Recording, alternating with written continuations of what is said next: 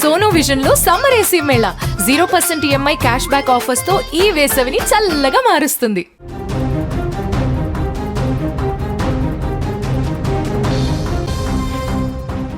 ప్రేమ ఈ రెండక్షరాల పదం ఎందరి జీవితాల్లో వెలుగులు నింపుతుందో ఏమో కానీ మరికొందరి పాలిట మృత్యుపాశంగా మాత్రం మారుతోంది. అల్లారు ముద్దుగా పెంచుకున్న బిడ్డలను కన్నవారికి కాకుండా చేస్తోంది. తాజాగా సికింద్రాబాద్ వేదికగా జరిగిన ఒక దారుణ హత్యోదంతం నగరాన్ని ఉలిక్కిపడేలా చేసింది. ప్రేమ వ్యవహారం చిలికి చిలికి గాలివానలా మారి చివరకు ఒక నిండు ప్రాణాన్ని బలి తీసుకుంది. కత్తుల వేటుకు ఒక యువకుడి భవిష్యత్తు ఛిద్రమైపోయింది. ఈ ఘటన సికింద్రాబాద్లోని చిలకలగూడ పోలీస్ స్టేషన్ పరిధిలో ఈ ఘోరం చోటు చేసుకుంది. అల్వాల్ ప్రాంతానికి చెందిన యావన్ అనే యువకుడు బీటెక్ చదువుతున్నాడు. అయితే సీతాఫల్ మండి ప్రాంతానికి చెందిన ఒక యువతితో అతడు గత కొంతకాలంగా ప్రేమలో ఉన్నాడు. తన కోసం యావన్ తరచుగా సీతాఫల్ మండి ప్రాంతానికి వస్తూ వెళ్తూ ఉండేవాడు. కానీ ఈ ప్రేమ వ్యవహారం ఆ అమ్మాయి తరపు బంధువులకు ఏమాత్రం నచ్చలేదు. తన మాట కాదని ప్రేమాయణం సాగిస్తున్నాడన్న కోపం వారిలో రగిలిపోయింది. ఆ కోపమే చివరకు కక్షగా మారి యావన్ను అంతం చేసే వరకు తీసుకెళ్లింది.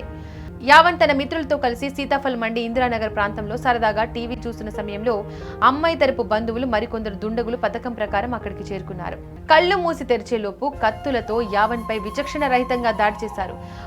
ఊహించని దాడితో అక్కడి నుండి పారిపోయిన యావన్ను నడి రోడ్డుపై గొంతులో పొడిచి మరీ హత్య చేశారు.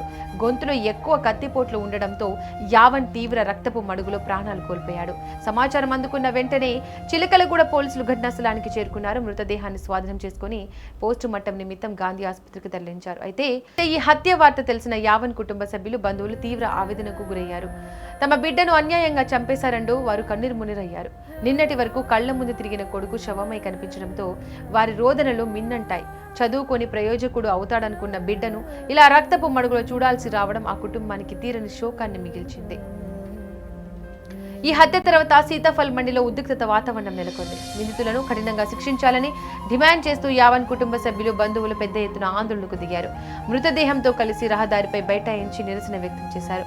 తమకు న్యాయం జరిగే వరకు కదిలేది లేదని భీష్మించుకుని కూర్చున్నారు. అంతటితో ఆగకుండా హత్యకు కారణమైన యువతి ఇంటి ముందు కూడా నిరసన చేపట్టారు. దీంతో ఆ ప్రాంతంలో పరిస్థితి ఒక్కసారిగా వేడెక్కింది. పోలీసులు రంగప్రవేశం చేసి ఆందోళనకారులను అదుపు చేసే ప్రయత్నం చేశారు. నిందితులను త్వరలోనే పట్టుకుంటామని, వారికి చట్టపరమైన కఠిన శిక్ష పడేలా చూస్తామని హామీ ఇవ్వడంతో పరిస్థితి కొంత శాంతించింది. ప్రస్తుతం పోలీసులు ఈ కేసును అన్ని కోణాల్లో దర్యాప్తు చేస్తున్నారు.